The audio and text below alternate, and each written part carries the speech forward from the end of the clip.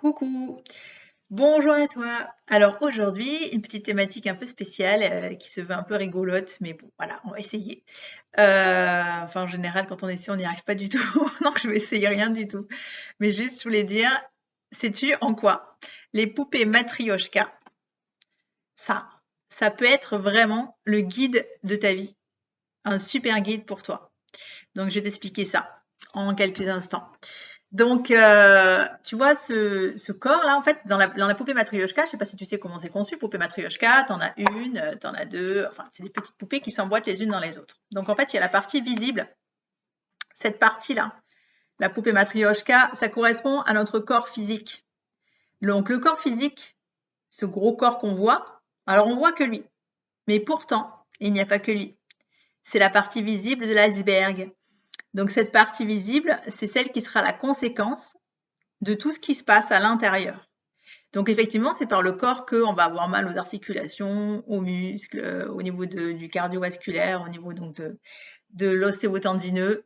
Donc on peut avoir des douleurs, mais en fait ces douleurs, elles sont que la conséquence de ce qui se passe à l'intérieur. Et donc nous allons voir ce qui se passe à l'intérieur et comment cet outil peut te permettre finalement d'être complètement autonome par rapport à tout ton être.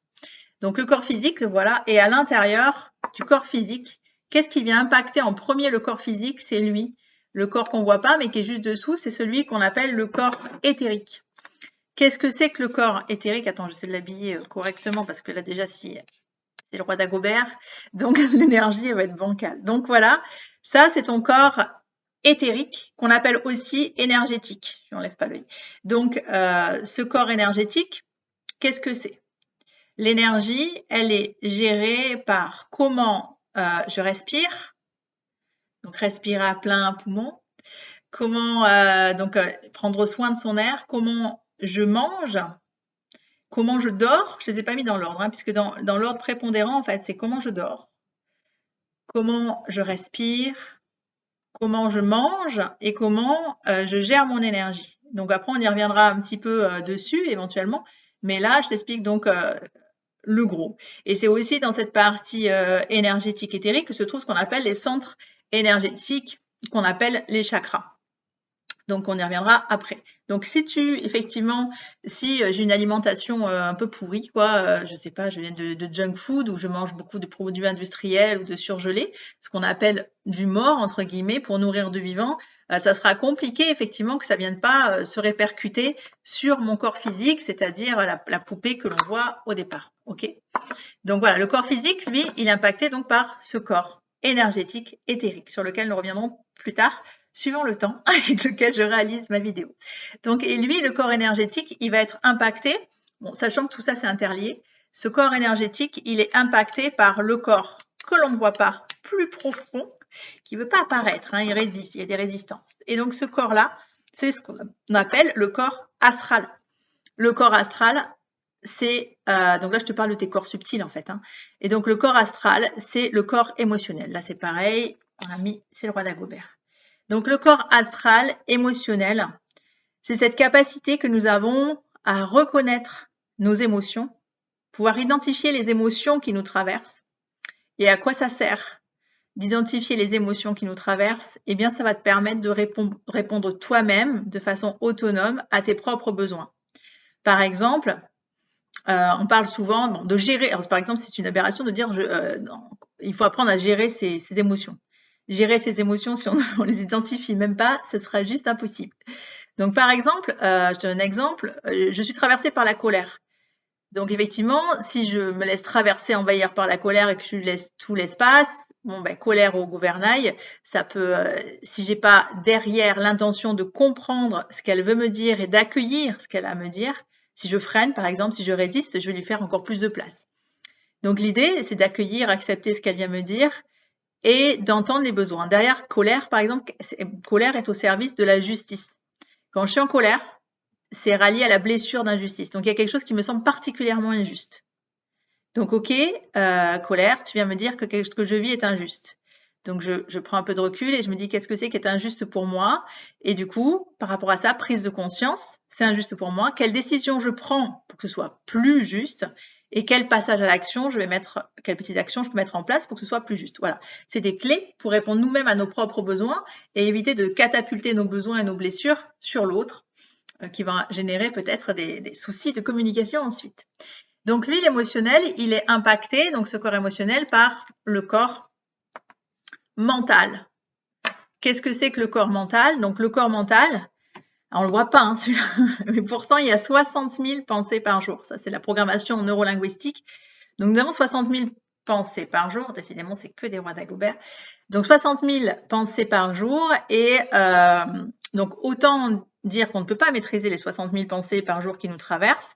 Cela dit, ça fonctionne un peu comme des autoroutes. C'est-à-dire qu'il y a des axes sur lesquels on peut œuvrer, on peut mettre des directions. Par exemple, tu prends une carte routière.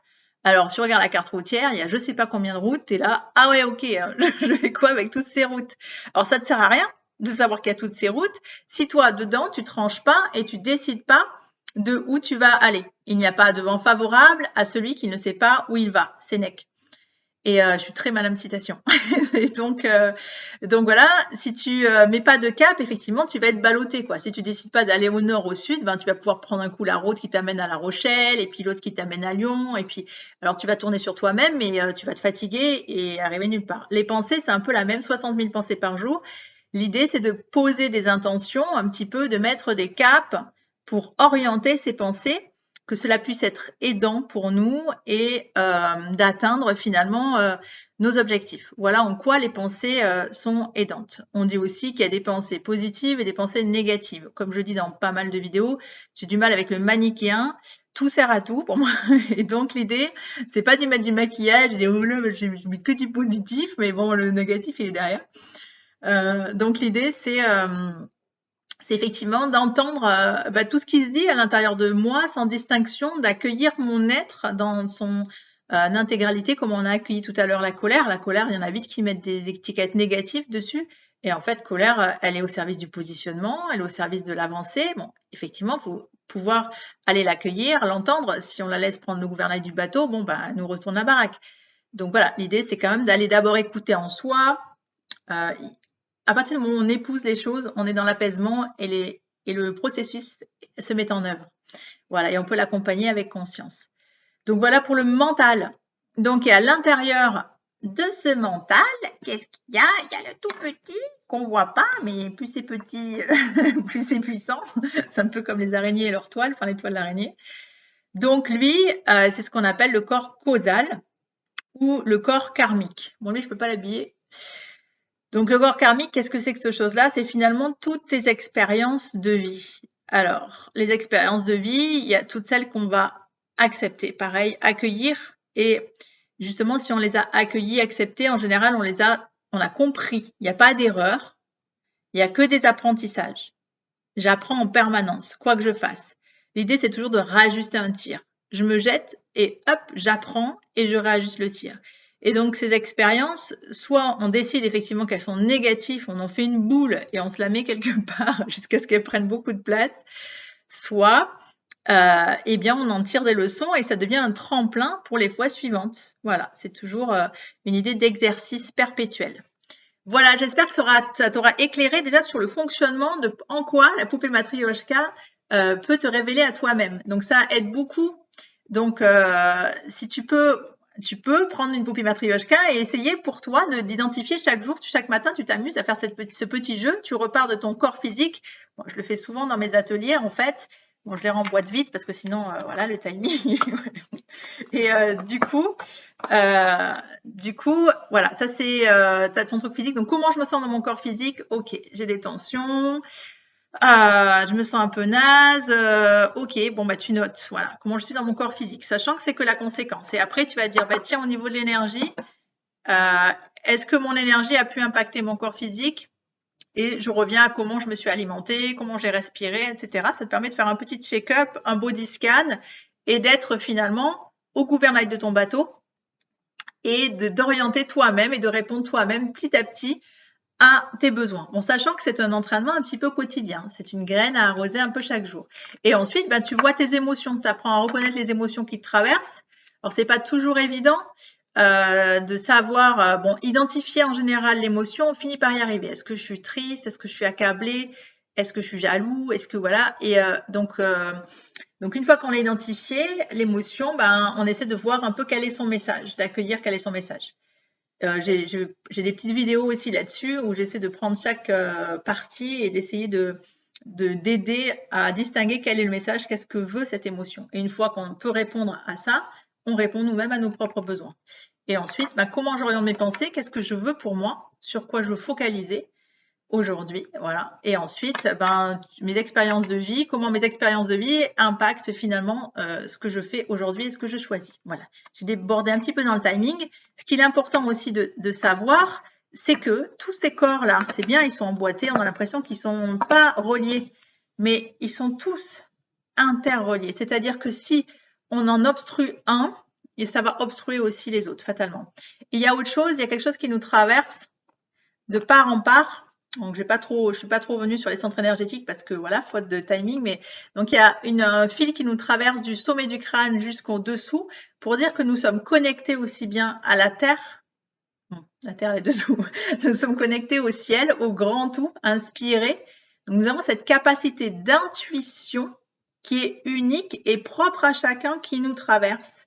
Donc, c'est l'important de savoir aussi que bon, on est dans une ère où beaucoup est ce qu'on appelle l'ingérence. C'est pas, l'intention n'est pas mauvaise derrière, mais l'idée c'est que certains veulent répondre à tes propres besoins à ta place et veulent te faire identifier tes besoins à ta place. Et ça, c'est pas possible en fait. Donc c'est vraiment propre à chacun de pouvoir identifier et faire confiance à cette intuition qui nous traverse de part en part. Je suis connectée au ciel, j'ai mes intuitions et je suis connectée à la terre. Donc ça aussi, il y a des donc en permanence, quoi qu'il arrive, j'ai cette aptitude à entendre mon intuition et m'en servir en permanence. Voilà, j'espère que cet petit outil de poupée matrioshka, que la poupée matrioshka t'aura apporté des réponses à tes questions. À tout bientôt au service de ta plénitude en mouvement. Ciao, ciao.